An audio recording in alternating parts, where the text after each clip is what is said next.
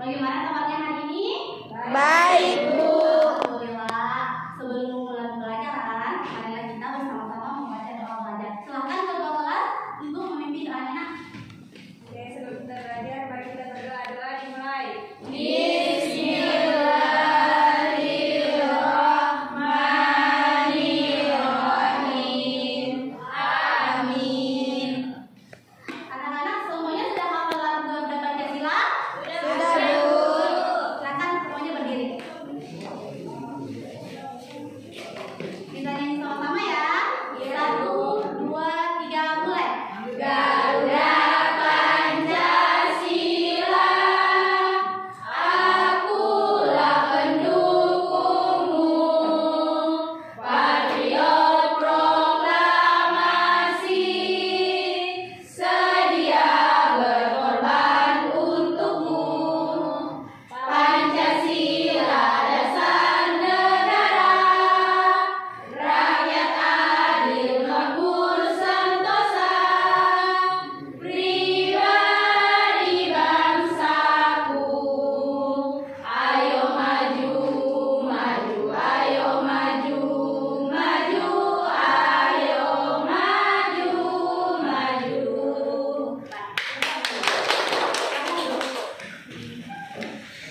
Anak-anak, apakah hari ini hadir semua? Hadir, Bu.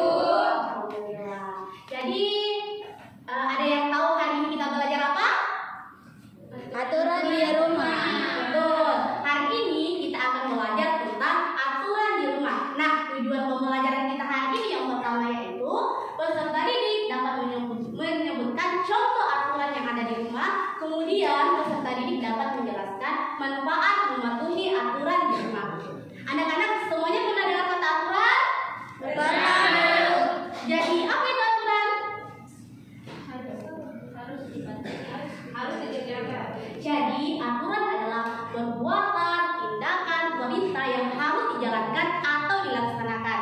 Aturan disebut juga tata tertib. Aturan ada di mana-mana, baik di rumah, di sekolah, ataupun di masyarakat. Aturan berguna untuk mengatur kehidupan kita dan melatih kita untuk disiplin. Paham? Bagus. Anak-anak, kita semua pasti memiliki aturan di rumah. Aturan dibuat sebagai petunjuk kita dalam bertingkah laku. Nah, jika kita mematuhi aturan, semua kegiatan yang ada di rumah akan berjalan dengan baik dan menyenangkan. Di setiap rumah mempunyai aturan yang berbeda-beda. Di rumah, aturan dibuat oleh ayah dan ibu. Dibuat oleh siapa? Ayah dan ibu. Pintar. Nah, dan bisa kita ingat bahwa aturan yang ada di rumah telah disepakati oleh semua anggota keluarga. Paham? Paham, Bu.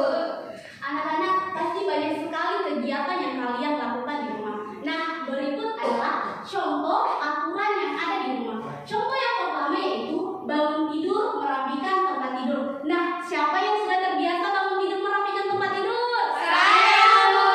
Bagus. Mari kita lakukan hal ini ya, agar tempat tidur kita kembali rapi dan kita juga nyaman untuk kembali beristirahat. Tentu orang tua kalian juga senang bila kalian melakukan hal ini. Yang kedua itu bersiap ke sekolah. Nah, yang pertama kali dilakukan saat bersiap ke sekolah adalah mandi. Semuanya sudah mandi? Sudah, Bu.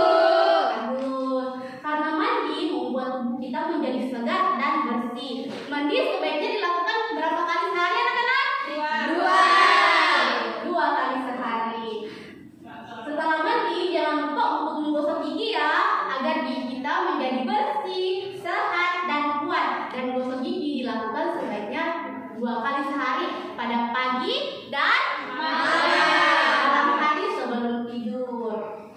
Yang ketiga itu sarapan atau makan pagi. Semuanya sudah sarapan? Sudah, Bu.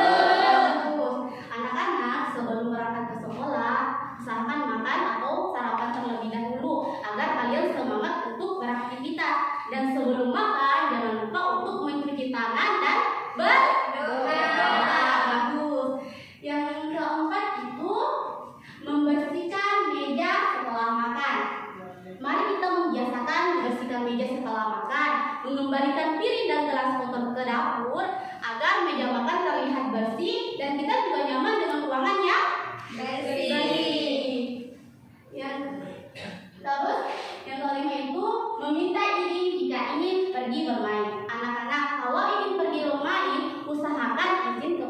orang tua kalian.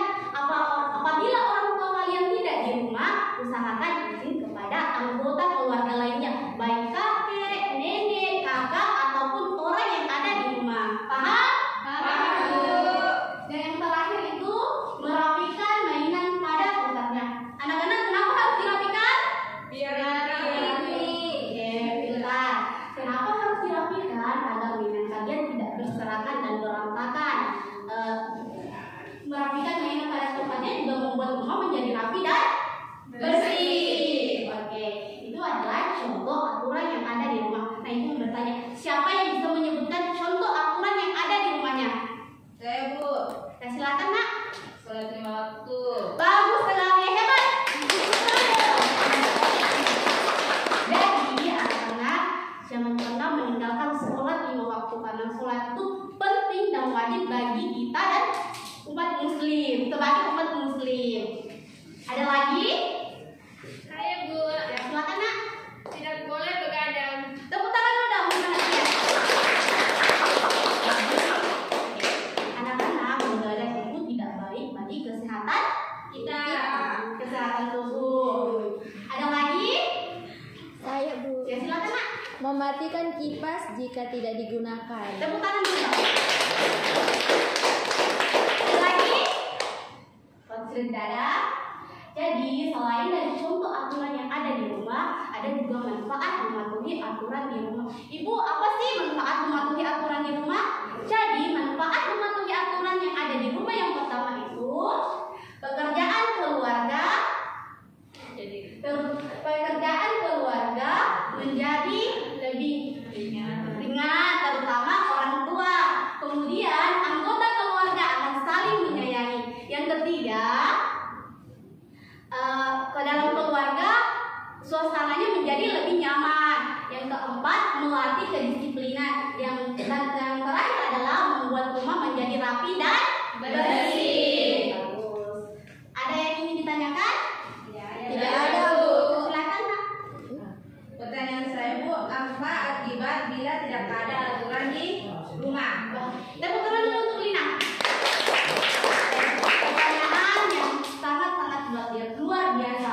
Jadi akibat bila tidak ada aturan di rumah yaitu yang pertama, suasana dalam keluarga tidak menjadi nyaman.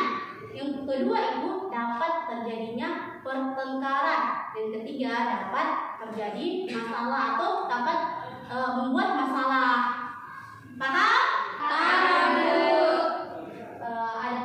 Mungkin itu saja yang dapat Ibu sampaikan. Jadi adapun kesimpulan dari materi kita adalah aturan adalah perbuatan yang harus dijalankan. Aturan yang ada di rumah harus ditaati dan dilaksanakan oleh semua anggota keluarga.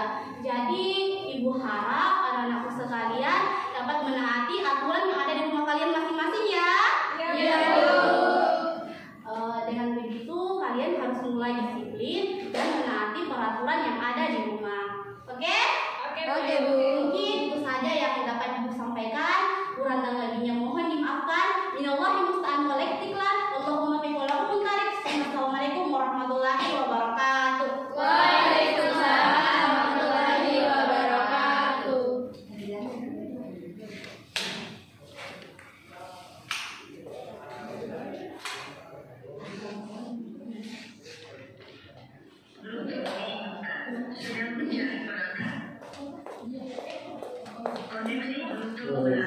Berikut